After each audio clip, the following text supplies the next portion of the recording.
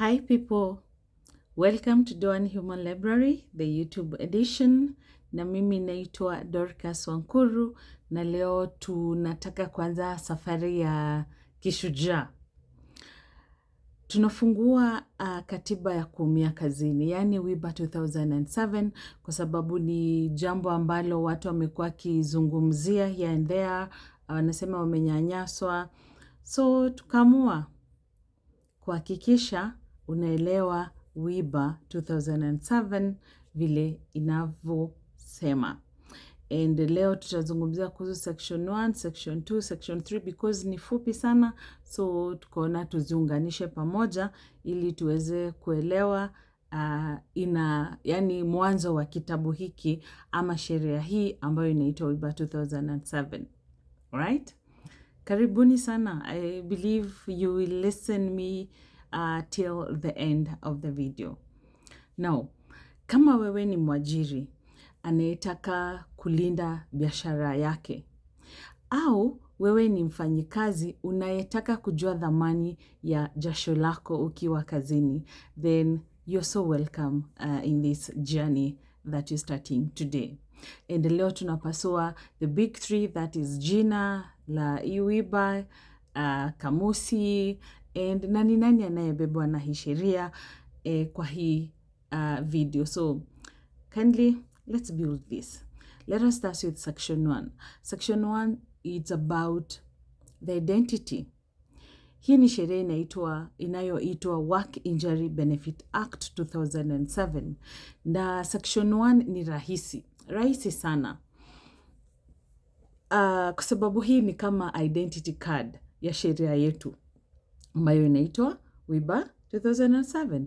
And kabla 2007 WIBA mambo yalikuwa vuruvuru hivi, lakini tangu Juni 2008 hiyo ndio imekuwa sheria kuu ya kufidia majeraha ya kazini nchini Kenya ama wafanyikazi. Before ilikuwa inaitwa Workmen Compensation, na hii ilikuwa na tatizo vile nimesema, ilikuwa vuruvuru like here and there. So now we have the digital one 2007, but pia as well very soon tutakuwa labda, na kuna fununu kwamba kuna nyingine iko kwa public participation. So I hope it is better, even better than WIBA 2007. It keeps on turning to be better than, definitely, kuliko ile ilikuwa mwanzoni. Now, wacha tuangalia section. So section 1 is all about the name, the background, the originality of the name, and what changed to what. Alright, so we changed from Workmen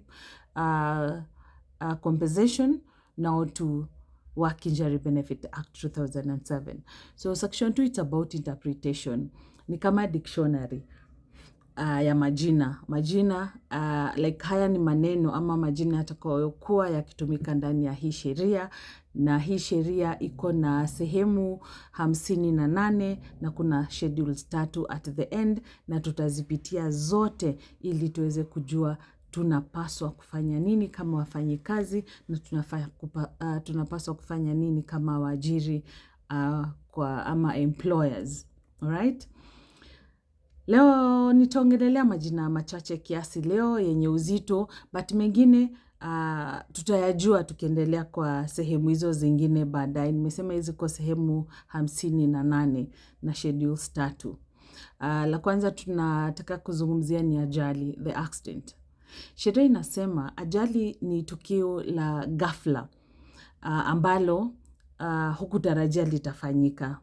Na si lazima uwe umeanguka kutoka labda orofa ya 5 ama ya 3 ndio uwe ni ajali. Hata kuteleza kwenye sakafu ya ofisi ukiwa kwa ofisi, then ukaumia mgongo, ukavunjika mguu, pia hiyo ni ajali kazini. Neno lingine nitataka kuliongelelea kwa wakati huu ni dependent, yani wale wategemezi wa mfanyikazi, ule employer. And hapa ndipo familia inahusika. Ikiwa mfanyikazi atafariki, ikiwa mfanyikazi atafariki kazini ama akifanya kazi, ni nani anapaswa kuchukua ile pesa? Sheria inasema ni mke au mume watoto, hata wazazi ambao walikuwa wanakutegemea ama wanategemea mshahara wako wakati ulikuwa unafanya kazi kabla ufe. Na ni muhimu boss ajue ni nani yuko kwenye faili yake ya huyo mfanyikazi ambaye ameaga. So ni vizuri wakati unaitishwa next of kin wenye unashughulikia waweke pale. Lakini baadaye nitasema pia kuna mtu mwingine anaweza pata hii fidia ama part of your compensation ikiwa kuna maneno utakuwa umefuata ama utakuwa unayofanya, na tutaiona kwa section tofauti na hii ya leo. Neno lingine nataka tuliangalie ni fidia, compensation. Neno hili sio pole ya mdomo. Kisheria, compensation ni kiasi cha pesa, lump sum amount of money, kinachopaswa kulipwa ama unafaa kulipwa chini ya sheria hii. Sio eti ni hisani ya boss. Ni deni ambalo sheria inamlazimisha akulipe wewe kama mfanyikazi ili kukurudisha ama yani kukurudishia ile uwezo wako ya kimaisha. Kumbuka fidia ni haki yako, sio zawadi. So wakati umeumia ama wakati umepoteza mkono, hii ni kama ile pesa ya kukusaidia ama before uadapt kutokuwa na mkono, ulikuwa unapata kipato fulani na hatutaki haya mapato ya pote. And that leads us to what is earning, hayo mapato ni nini. Hii ni mshahara wa msingi, acha tu niseme what is gross salary in Swahili. Earnings ama mapato ni acha niseme si mshahara pekee ya msingi yenye watu wanadhaningi net salary, hiyo ndio pesa inatumika kwa WIBA. Hapana, hii earnings inajumlisha house allowance, kama kuna food allowance, kama kuna ile consistent overtime every month inaapia, ama ile pesa kuna pesa tu inaapia kwa payslip yako every month. Hii yote tutachanganya ikuwe, hii ni part of the earnings. But kwa sasa wacha tujue earnings ni ile gross salary yako, na hii ndio pesa ama ile amount inayotumika kupiga hesabu ya mamilioni yako wakati umeumia. So ukijua section 2 unajua dhamani yako, na tutazidi kuongea zaidi on earnings, ni pesa gani ndio inatumika kupiga percent ya fidia yako. But generally we use the gross salary yenye unapata daily, yenye unapata monthly. Bora kuna consistent on each and every amount or allowance yenye unapewa. Kama iko consistent, then ujue hiyo ni part of kupiga hesabu yako ya compensation. Now let's talk about section 3, the scope, application of the act, ina apply kwa nani. Hapa ndipo tunaamua nani yumo ndani ya WIBA na ni nani hayumo ndani ya WIBA. Na kwanza wacha tuseme section 3 inasema WIBA inamhusu kila mfanyikazi nchini Kenya. Kila mfanyikazi nchini Kenya. Iwe wewe ni wa vibarua wale casuals, bado uko ndani ya WIBA. Iwe wewe ni a permanent worker, employee, wale waajiri wa kudumu, na hata wale wanaofanya kazi serikalini pia wako part of it. Na ikiwa yani wewe bora uko na mkataba, hata iwe ni ya mdomo, ni ile uliandikwa na ukupewa contract of employment, wewe uliandikwa na mdomo, bora unalipwa, uko ndani ya WIBA. Usisahau wewe ni casual, uko ndani ya WIBA, imekubeba. Hata iwe wewe ni intern. Kuna hii pia swali lingine watu wanapenda kuuliza, kama mimi ni intern bado niumie kazini, nitapata hii fidia kweli? Yes, uko ndani. Apprentice, nyinyi intern, huyu ni mtu yeyote anayeingia kwa mkataba wa kujifunza kazini. Uwe wewe ni kazi ya ufundi, iwe ni kujifunza maybe mambo ya gereji, ushonaji, attachment ya chuo, sheria inakubeba kama mfanyikazi. Ukiwa unajifunza, WIBA iko ndani yako, wewe imekubeba. So let me say this, uwe uko na contract of service kama we ni mwajiriwa, na pia ama uwe uko na contract of apprenticeship, yani wanafunzi wa kazi, ama uko kwenye payroll, uwe uko labda kwa we call it learning program ya ofisi, WIBA imekubeba. Ukiumia ukiwa huko kazini, bado utakuwa compensated. But kuna watu wengine wenye nitazungumzia wenye hawako ndani ya WIBA hii 2007. Na hawa ni watu kama, tuseme watu wakisheria, like watu wenye hawagusi na hii kitu ni watu wa KDF, wanajeshi. Wanajeshi wako na sheria yao ya kijeshi, hawatumii hii yetu, right? Pia tuko na polisi pia wana mfumo wao kivyao wa kuwafidia maneno yao in case waumie wakiwa kazini. Na pia kuna watu pia hawako ndani ya WIBA, na hawa watu ni wale watu umeleta ndugu yako kazini, umeleta ndugu yako kwa nyumba yako akufanyie kazi. Na mnaishi na yeye ndani ya hiyo nyumba. WIBA haikuhusu hapo. Sawa? Kama umeleta mtu mnakufanyia kazi kwa nyumba, maybe hamna any record, then na ni ndugu yako, then tunasema huyo hayuko ndani ya hii compensation, and I will expound more later on a different section.